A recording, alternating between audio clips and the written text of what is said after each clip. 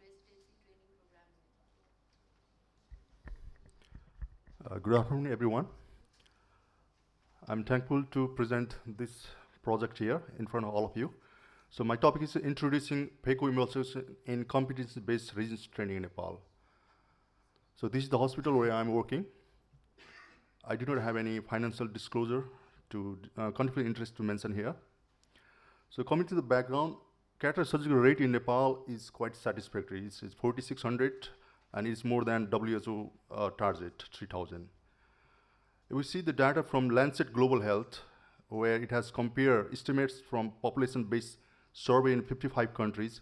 Cataract surgery coverage and effective cataract surgery coverage is quite satisfactory. And further,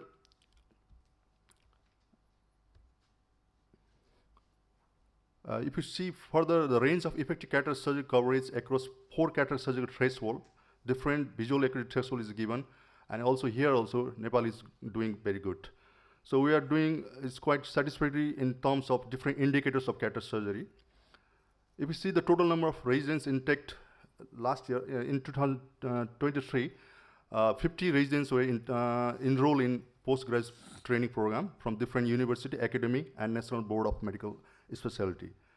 So Medical Education Commission is the highest authority to control all the intake of residents in Nepal. But what about Phaco training in residency? Unfortunately, none of the residency training curriculum includes Phaco training as a mandatory part. So some of the residents might learn Phaco during residency, but most of the residents are not exposed to residency training because it's not included in the system. So somebody should take initiative, and this time we thought, why not to take initiative? So BPI Foundation, where I'm working as an institute, we submitted the self-appraisal form to medical education to run the postgraduate ophthalmology program. And we got approval, and we are invited for curriculum revision process. And this is the curriculum development workshops where it's more based on the competency-based rather than theory-based. And we thought this is a good opportunity, and we introduced Phacoemulsification as a mandatory part of competency-based residency training program, and it was approved by the Medical Education Commission. So far we have already good number of human resource and infrastructure in hand, but training and service delivery is not same. So for patients' safety point of view, we established wet lab and dry lab also.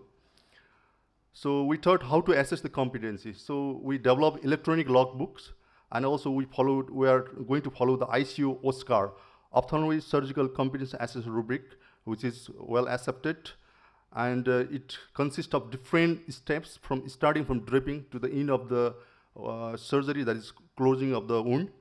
And it has, in every steps, we can assess the competency from novice, beginner, advanced beginner, and competency. It's more often used for immediate feedback to the resident. So for the sake of time, I'm just showing the dry lab video only. Yeah, sorry.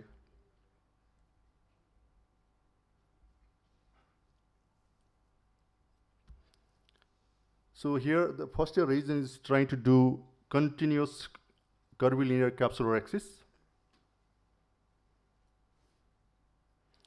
So video may not look so great, but it's just the beginning, and we expect residents to get training for all 3 years. The information what I want to share is the beginning.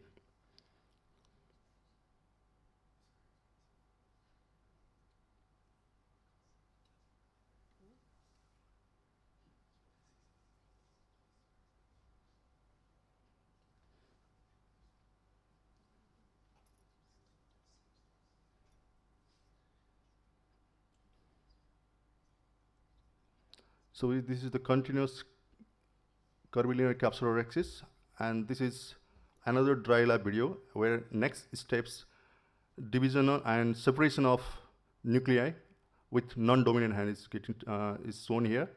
The reason is trying to separate the nuclei with Phaco tape and also the second instrument. So in conclusion, we introduced Phacoemulsification as a mandatory part of residency training, and is the first ever drafted, documented curriculum in Nepal. Now we are training residents in the step-by-step structure, modules, and phacoemulsification. Hopefully, this initiative will be a catalyst model to replicate in all other training institutes in Nepal in the future. Thank you for listening. Thank you so much. Any questions for Dr. Shrestha? I was interested in knowing what model is that you were using. This is a dry lab. It's an old model actually, but it's new for us. It's a Kitara model. Yeah, that I think that's what. Oh, right.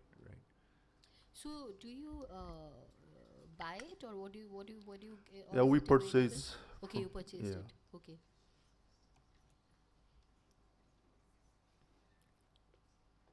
I think that is a good this thing for training for the residents.